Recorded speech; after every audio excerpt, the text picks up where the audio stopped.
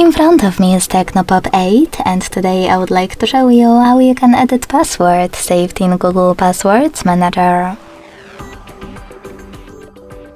Begin by opening Settings and scrolling all the way down.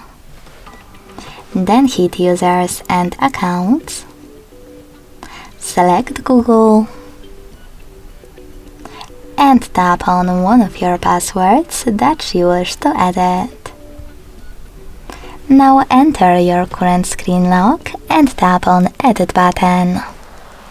Finally, you can change wherever you want to.